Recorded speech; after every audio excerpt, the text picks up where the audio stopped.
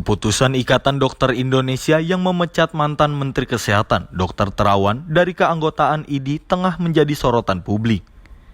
Mulai dari pimpinan DPR, anggota DPR, hingga Menteri Hukum dan HAM, Yasona Laoly, memberikan tanggapan terkait dikeluarkannya Dr. Terawan Agus Putranto dari keanggotaan IDI. Saat ditemui wartawan, Menkumham Yasona Laoly mengatakan revisi kewenangan atas pemberian izin praktik dokter oleh Ikatan Dokter Indonesia harus dilakukan.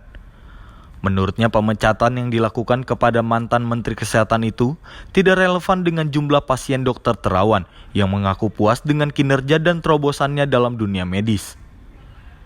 Yasona menuturkan, sebaiknya Ikatan Dokter Indonesia lebih fokus kepada pemanfaatan SDM kedokteran di Indonesia yang dinilai masih sulit mendapatkan izin praktik dibandingkan dengan sistem yang ada di luar negeri. Pasca keputusan IDI itu, saya kira perlulah izin praktek itu menjadi domain negara saja, ketimbang dikasih kepada rekomendasi satu organisasi profesi. Bahwa ada organisasi profesi adalah organisasi yang menjalankan bagaimana penguatan dokter. Ya, ini yang lebih saya kira arahnya. Saya kira menurut saya ya, IDI lebih bagus konsentrasi dalam itu penguatan dokter, perbaikan.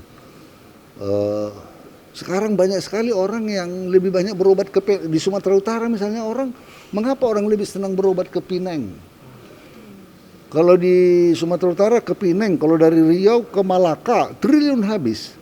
Kalau orang Jakarta masuk ke Singapura. Iya kan? Padahal S1-nya dokter-dokter itu, apalagi yang dari Malaysia, itu kebanyakan dari kita S1-nya. Nah ini S2 di luar atau spesialis sangat sulit juga berpraktek di sini. Ya tolong loh, itu yang lebih baik. Sehingga banyak SDM kita, ada dokter tamatan Rusia saya yang tahu, tamatan Rusia saking sulitnya, dipersulit atau akhirnya jadi bukan kerja di tempat dokter, dia bekerja di perusahaan farmasi. Padahal dia dokter, padahal kita butuh dokter. Nah ini tolong itulah, ya kan? Saran kami, dan saya mendapat support cukup banyak dan saya berbicara dengan banyak pihak, saya kira memang revisi ini perlu. Undang-undang praktek kedokteran, undang-undang pendidikan kedokteran kami akan review lagi untuk kita satukan nanti supaya lebih baik penataannya. Ya itu. Soal dalam kasus Terawan misalnya 40.000 orang yang sudah berobat sama dia lebih. Tadi saya kebetulan ketemu dengan seorang dokter, dia bilang 40.000. Kalau itu tidak benar, tentunya kan orang-orang ini tidak akan bicara untuk manfaat.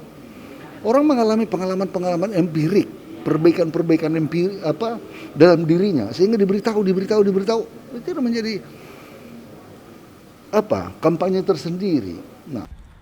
Sebelumnya, Majelis Kehormatan Kode Etik Kedokteran merekomendasikan pemecatan Dr. Terawan kepada Ikatan Dokter Indonesia.